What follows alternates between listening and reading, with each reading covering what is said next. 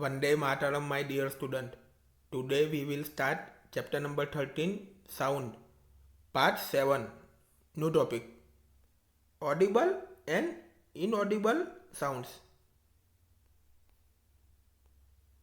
We know that we need a vibrating body for the production of sound.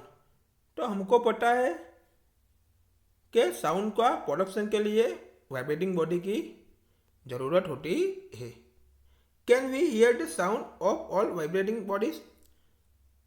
तो हमने all vibrating bodies के sound तो सुना ही होगा.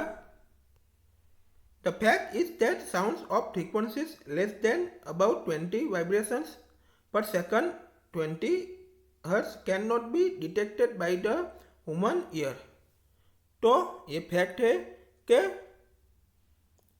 1 सेकंड यानी 20 हर्ट्ज पर 20 वाइब्रेशन से लेस देन जो साउंड की जो फ्रीक्वेंसी जो होती है तो वो ह्यूमन ईयर के द्वारा डिटेक्ट नहीं होती. सच साउंड्स आर कॉल्ड इनऑडिबल. तो ऐसे साउंड्स को क्या कहते हैं? इनऑडिबल कहते हैं. On the higher side sounds of frequencies higher than about 20,000 vibrations per second 20 kilohertz are also not audible to the human ear. तो on the higher side के 1 सेकंड यानी 20 किलो हर्ट्ज पर 20,000 वाइब्रेशन तो उसके higher than जो भी sound की जो फ्रीक्वेंसी जो होती है तो वो भी ह्यूमन ईयर के वो ऑडिबल नहीं होती. थर्स for human ear the range of audible frequencies is roughly from 20 to 20,000 hertz. तो ह्यूमन ईयर की ऑडिबल फ्रीक्वेंसी की रेंज रफली 20 to 20,000 हर्ट्ज है. Some animals can hear sounds of frequencies higher than 20,000 hertz. तो some animals जो है वो 20,000 के हायर फ्रीक्वेंसी वाले साउंड को भी सुन सकते हैं.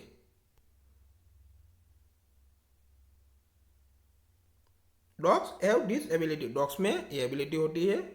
The police use high frequency whistles which dogs can hear but humans can not. तो पुलिस जो है वो हायर फ्रीक्वेंसी वाले विसल्स का भी यूज करते हैं तो डॉग्स उनको सुन सकते हैं, हम ह्यूमन नहीं. The ultrasound equipment familiar to us for investigating and tracking many medical problems works at frequencies higher than 20,000 hertz. तो many medical problems को ट्रैकिंग एंड इन्वेस्टिगेशन के लिए एंड 20,000 हर्ट्ज से हायर देन जो भी फ्रीक्वेंसी जो है उसका जो भी वर्क्स जो है उसका अल्ट्रासाउंड इक्विपमेंट से हम परिचित ही है. New topic, noise and music. We hear different types of sounds around us. तो हमारे अराउंड डिफरेंट टाइप के साउंड को हमने सुना ही है. Is the sound always pleasing? तो साउंड हमेशा प्लीजिंग होता है. Does the sound sometimes cause discomfort to you? तो समटाइम्स साउंड से की वजह से आप डिस्कम्फर्ट होते हो. Some sounds are pleasant to the ear whereas some are not. तो सम साउंड जो है वो हमारे ईयर के लिए प्लीजेंट है तो सम नहीं है. Suppose construction work is going on in your neighbourhood. तो सपोज आपके नेबरहुड में कंस्ट्रक्शन का वर्क चल रहा है. Are the sound coming from the construction site pleasing? तो कंस्ट्रक्शन का वर्क जहाँ पे है तो कंस्ट्रक्शन का वर्क से जो भी साउंड आ रहा है तो वो कैसा है? प्लीजिंग है. Do you enjoy the sound produce by horns of buses and trucks? तो बसेस एंड ट्रक्स का हॉर्न्स के द्वारा जो साउंड प्रोड्यूस जो होता है तो आपने उसको एंजॉय किया है. Such unpleasant sounds are called noise. तो जो अनप्लीजेंट साउंड जो होते हैं उसको क्या कहते हैं? नॉइस कहते हैं. In a classroom, if all the students speak together, what would the sound produced be called? तो क्लासरूम में ऑल द स्टूडेंट एक दूसरे के साथ बातचीत करते हैं, बोलते हैं, तो वो साउंड जो होता है, प्रोड्यूस जो होता है, उसको क्या साउंड कहते हैं? On the other hand you enjoy sounds from musical instruments. तो on the other hand musical instruments के जो भी साउंड जो होता है उसको भी हम एंजॉय करते हैं। Musical sound is one which is pleasing to the ear. तो म्यूजिकल साउंड जो है वो क्या है? ईयर के लिए प्लीजिंग है। Sound produce by a harmonium is a musical sound. तो हारमोनियम के द्वारा जो साउंड प्रोड्यूस जो होता है वो म्यूजिकल साउंड है। The string of a sitar always gives out a musical sound. तो सितार का जो स्ट्रिंग जो है वो भी हमको म्यूजिकल साउंड देता है। But if a musical sound becomes too loud would it remain melodious. तो म्यूजिकल साउंड लाउड बनता है तो वो मेलोडियस ही रहता है। New topic, noise pollution. You already know about air pollution. तो आप ऑलरेडी एयर पोल्यूशन के बारे में तो आपको पता ही है। Presence of unwanted gas and particles in air is called air pollution. तो एयर में जो पार्टिकल्स होते हैं एंड जो भी अनवांटेड गैस उसमें प्रेजेंट जो होते हैं तो उसको क्या कहते हैं? एयर पोल्यूशन कहते हैं। सिमिलरली प्रेजेंस ऑफ एक्सेसिव और unwanted sound in the environment is called noise pollution. तो सिमिलरली एनवायरमेंट में जो अनवांटेड साउंड प्रेजेंट रहते हैं तो उसको क्या कहते हैं? नॉइस पोल्यूशन कहते हैं।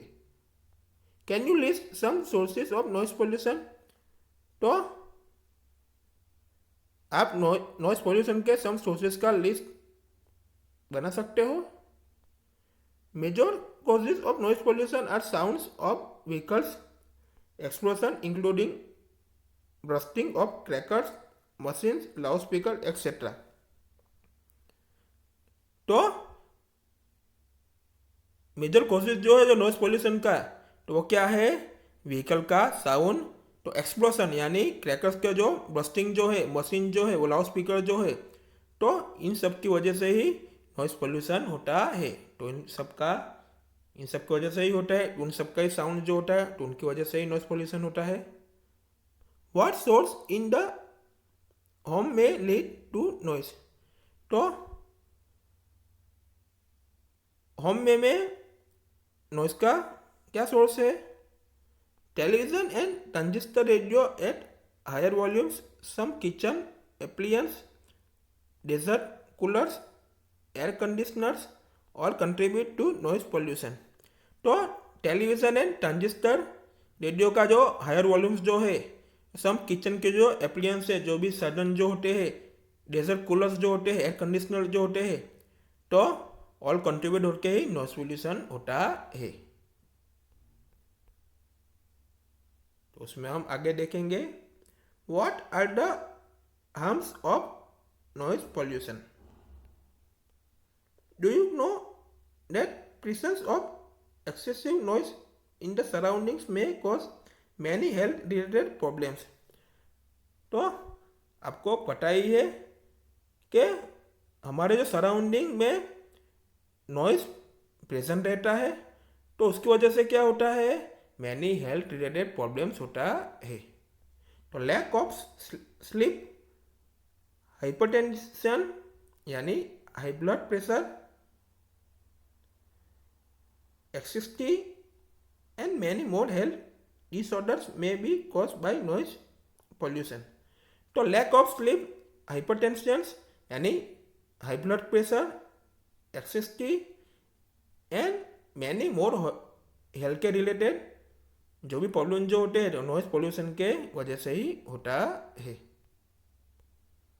A person who is exposed to a loud sound continuously may get temporary or even permanent impairment of hearing. जो भी पर्सन जो है वो कंटिन्यूसली यानी टेम्पररी जो लाउड साउंड्स में रहते हैं तो वो उसको क्या होता है? परमानेंटली और टेम्पररी हियरिंग इम्पेयरमेंट होता है। Hearing impairment.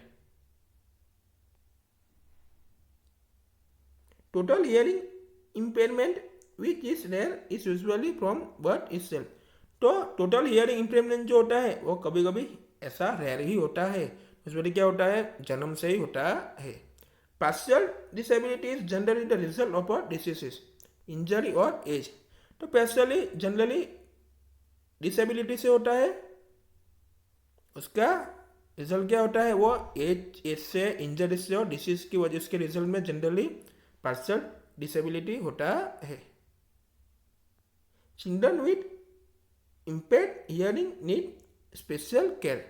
तो ऐसे चिल्ड्रन जो होता है तो उनको स्पेशल केयर करनी पड़ती है, तो उसके सुनने के लिए स्पेशल केयर करनी पड़ती है। By learning sign language such children can communicate effectively. तो उसको साइन लैंग्वेज लर्निंग किया जाता है, तो सच चिल्ड्रन जो होते हैं वो कम्युनिकेट भी इफेक्टिवली कर पाते हैं, उसको सिखाया जाता है। Because speech develops as the direct result of hearing, a child with a hearing loss may have defective speech also. तो हियरिंग का डायरेक्ट रिजल्ट जो होता है तो स्पीच से डेवलप होता है, तो उसमें चाइल्ड जो होते हैं वो डिफेक्टिव स्पीच से वो हियरिंग का भी लॉस करते हैं। Technological devices for the hearing impaired have made it possible for such person to improve their quality of life.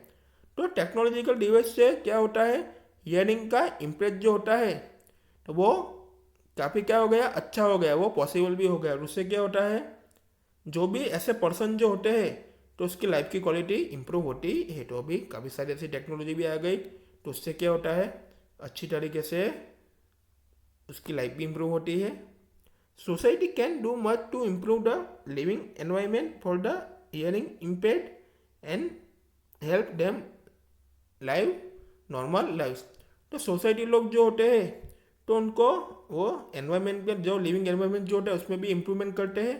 तो उससे क्या होता है, हियरिंग इम्पेयर्ड जो होता है तो उसके भी लिविंग एनवायरमेंट वहाँ ऐसा एनवायरमेंट करते हैं सोसाइटी वाले, तो उससे क्या होता है, उसकी हेल्प से उसकी लाइफ भी नॉर्मल, जीने की लाइफ भी नॉर्मल बन जाती है, हमारी वजह से बन जाती है। उसमें हम आगे देखेंगे measures to limit noise pollution. To control noise we must control the source of noise. तो नॉइज को कंट्रोल करना है तो हमें नॉइज के सोर्सेज को कंट्रोल करना पड़ेगा। How can this be achieve, किस तरीके से वो अचीव होगा। For this silencing devices must be installed in aircraft engines, transport vehicles, industrial machines and home appliances. तो aircraft engines, transport vehicles, industrial machine and home appliances में क्या करना पड़ेगा, हमको साइलेंसिंग डिवाइस को इंस्टॉल करना पड़ेगा। तो उसके क्या होगा, नॉइज पॉल्यूशन जो होगा वो भी कंट्रोल होगा, उसका मेजर भी होगा। How can the noise pollution be control in a residential area. तो रेसिडेंशियल एरिया में किस तरह से नॉइज पॉल्यूशन कंट्रोल होता है। All noisy operations must be conducted away from any residential area। तो all noisy operations जो है वो any residential area से अवे कंडक्ट करना चाहिए। Noise producing industries should be set up away from such areas। तो जो भी noise producing industries जो है तो वो भी वैसे एरिया से अवे सेटअप करना चाहिए। Use of automobile horns should be minimize. तो ऑटोमोबाइल के जो भी हॉर्न्स जो है तो भी उनका भी हमें कम यूज़ करना चाहिए। TV and music system should be run at low volumes. तो टीवी एंड म्यूजिक सिस्टम को भी हमको धीरे वॉल्यूम से हमको चलाना चाहिए।